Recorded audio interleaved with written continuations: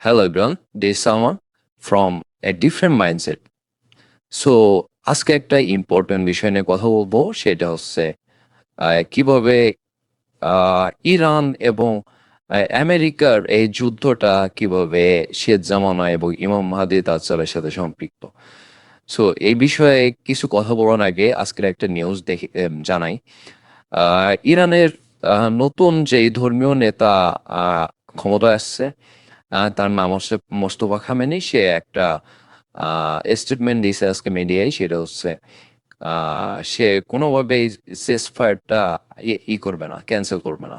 So যুদ্ধবিরতি হওয়ার আশা আপাতত শেষ।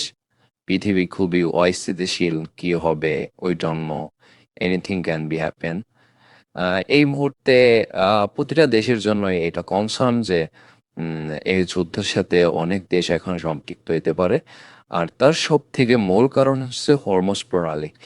এই হরমুজ প্রণালী নিয়ে যদি কিছু কথা বলতে চাই, তাহলে সব থেকে গুরুত্বপূর্ণ একটা কথা হচ্ছে, একটা হাদিসে বর্ণিত আছে শেষ জামানার একটা নদী, সেইখান থেকে বিশাল বড় স্বর্ণের যে পাহাড়টা উন্মোচন হবে।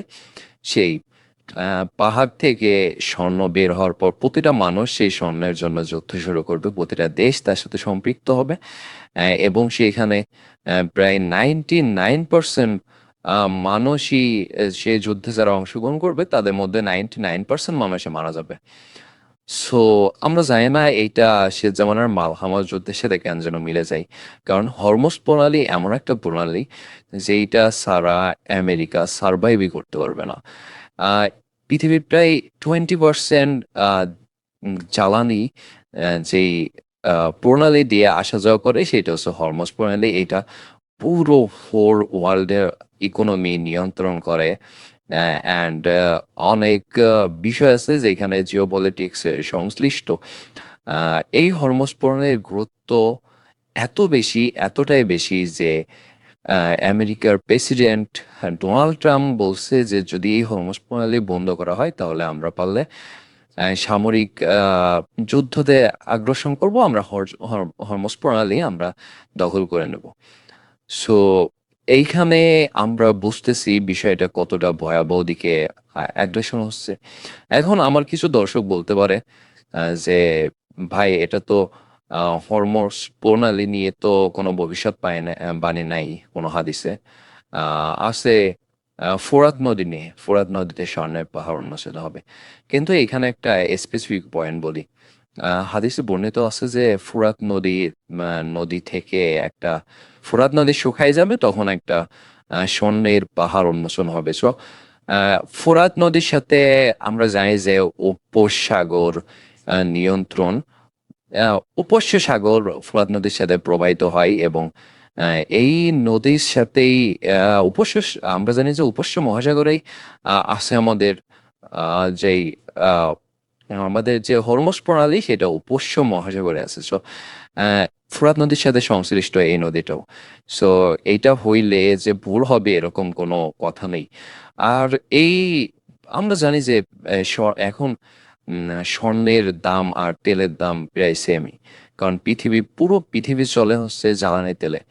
যখন জ্বালানি তেলের অভাব বিভিন্ন দেশে হবে তখন তাদের এই তেলের জন্য অবশ্যই যুদ্ধ করা লাগবে। আর তখন মালহামার যুদ্ধ হওয়ার সম্ভাবনা অনেকটাই বেড়ে যায়।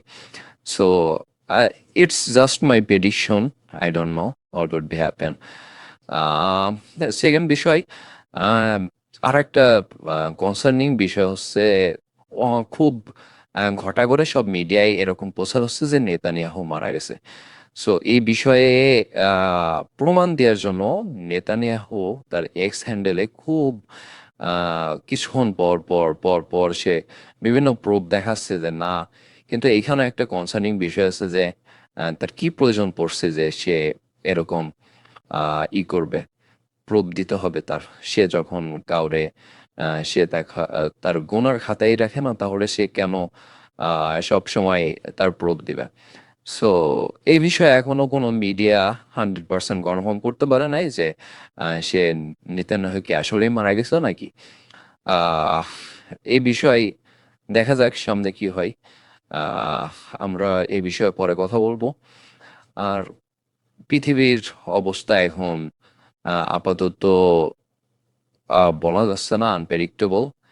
আরেকটা গুরুত্বপূর্ণ বিষয়ে কথা বলি, সেটা হচ্ছে গাজায় ইউএস এর রাষ্ট্রদূত তারা বৈঠক করছে ওইখানের আহ, স্বাধীনতা কামী যোদ্ধাদের সাথে। সো তারা সিজফায়ার এখানে, কিন্তু ওইখানেও তারা ক্যান্সেল করে দিয়েছে। সো আমরা এখন বুঝতে পারতেছি আমেরিকা কতটা চাপের মধ্যে আছে ইরান এবং ইরানের সব স্বাধীনতা কামী যোদ্ধাদের ধারা।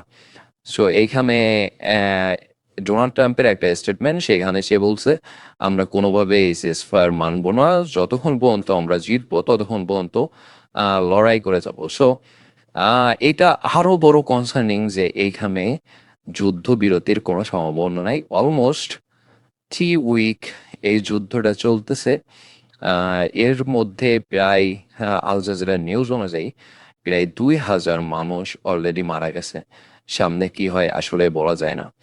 আর এর সাথে শেষ জামানার অনেকগুলা হাদিসের অনেকগুলা ভবিষ্যৎবাণী হযরত মুহাম্মদ সাল্লাল্লাহু আলাইহি ওয়াসাল্লাম যে এই ভবিষ্যৎবাণী করছে তার অনেকগুলা মিলে যায়। সো আমাদের কি করা উচিত এখন? আমাদের এই বিষয়ে একটু সতর্ক থাকা উচিত। আমাদের আহ, একটা বিষয় আছে যেটা হাদিসে বর্ণিত যে শেষ জামানায় 3টা যুদ্ধ হওয়ার সম্ভাবনা আছে।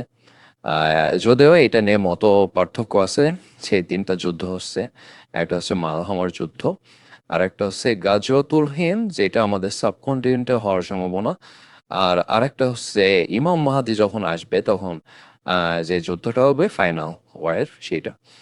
সো এইখানে আপনাদের অ্যাজ এ মুসলিম আমাদের 2টা ওয়ারে অংশগ্রহণ করতে হবে। যদি না করি তাহলে আমরা মুসলিমদের খাতায় থেকে নাম উঠে যাবে, আর একটা ওয়ারে আমাদের অংশগ্রহণ করা যাবে না। সো আজকের ভিডিও এই পর্যন্তই। দেখা হবে অন্য কোনো ভিডিওতে, অন্য কোনো আপডেট নিয়ে আসবো। সো আমার এই চ্যানেলটা সাবস্ক্রাইব করে রাখেন এবং সব সময় সব নোটিফিকেশন পাওয়ার জন্য বেল আইকনটা ক্লিক করে রাখুন। সো আল্লাহ হাফেজ, দেখা হবে অন্যদিন অন্য কোনো আপডেট নিয়ে।